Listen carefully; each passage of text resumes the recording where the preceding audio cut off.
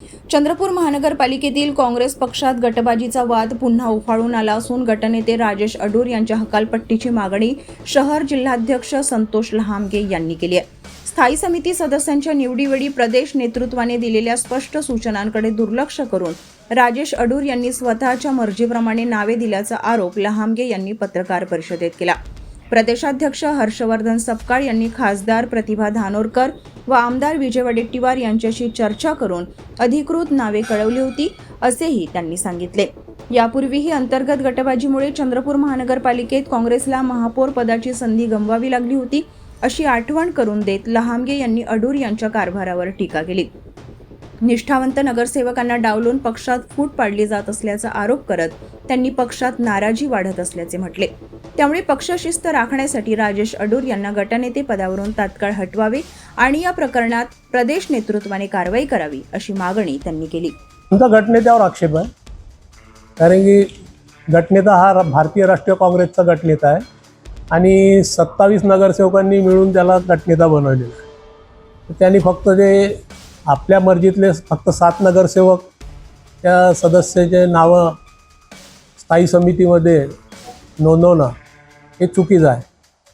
त्यांनी इथल्या जे खासदार मॅडम आहे आणि विजय भाऊ आहे आणि खास करून म्हणजे त्याला प्रदेशाध्यक्षांनी सुद्धा फोन केला होता की तू या दोघांनाही पूर्ण करून सामंजस्याने यांचे नावं घेऊन ते नावं त्यांनी द्यायला पाहिजे होते। आणि मी शहर अध्यक्षाच्या लेटर पॅडवर त्याला 3 नावं दिले होते की तू या 4 नावामध्ये हे 3 नावसुद्धा सोबत घे।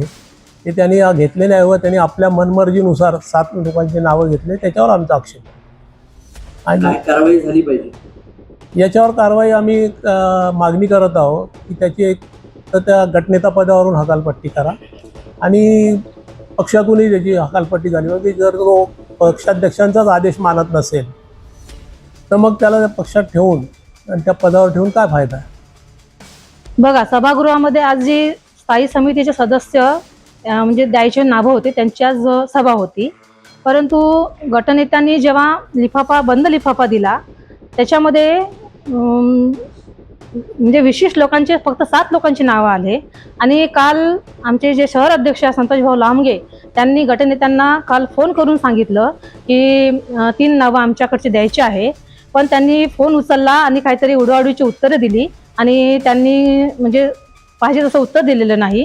आणि 3 नावं जेव्हा इकडची द्यायची होती आणि तुम्ही तिकडची 4 नावं कोणतीही द्या, आम्हाला काही नव्हतं, पण सगळं एकंदरीत चांगलं होत असताना आज जर 3 नावं इकडली गेली असती आणि 5 नावं जर 4 नावं तिकडली गेली असती तर आज जे सभागृहामध्ये झालं ते झालंच नसतं आणि सगळं पुढचे 5 वर्ष काम करायला सगळ्यांना म्हणजे चांगलं वाव होता। पण आज जे घडलं सभागृहामध्ये ते अनपेक्षित होतं। तुम्ही दाद मागणार आहात का प्रदेशाध्यक्षांकडे याबाबत? बिलकुल। मी जेव्हा गटनेत्यांना विचारलं की हे असं कसं घडलं तर त्यांनी आम्हाला उत्तर दिलं की याच्यात माझा काहीच रोल नाही आहे म्हणे। मग तुम्ही गटनेता झाले कशाला? जेव्हा तुम्ही 27 नगरसेवकांना बसवायचं असतं, एक मीटिंग बोलवायची असती आणि मग आपल्याला स्थायी समितीमध्ये नावं कोणते पाठवायचे आहे हे त्यांनी आधी ठरवायला पाहिजे होतं, सगळ्यांना विश्वासात घ्यायला पाहिजे होतं आणि नंतर नावं द्यायची असती। परंतु सभागृहात जेव्हा आम्हाला त्यांचे नावं बसणं चालू झालं तेव्हा आम्हाला कळलं की काहीतरी म्हणजे गडबड आहे, तेव्हा आम्ही मग तिथे निषेध करण्याचं काम केलं। तर आमची एकच मागणी आहे की गटनेत्यांनी असं 5 वर्ष जर असं केलं तर आम्ही कामं कसे करायचे? आणि सगळेच नगरसेवक आपापल्या वार्डामध्ये मेहनतीने निवडून आलेले आहे, पण त्यांचं पण कसं होईल हा त्यांनी विचार केला पाहिजे। प्रदेशाध्यक्षांना तक्रार करणाऱ्या याची कारवाई संदर्भात बिलकुल आम्ही म्हणजे गटनेता हा आम्ही 27 नगरसेवकांनी मिळून केलेला आहे, त्यामुळे त्यांनी सगळ्यांना विश्वासात घेऊनच काम केलं पाहिजे अशी आमची मागणी आहे। आणि जर असं 5 वर्ष ते वागले तर आम्ही नक्कीच तक्रार करू।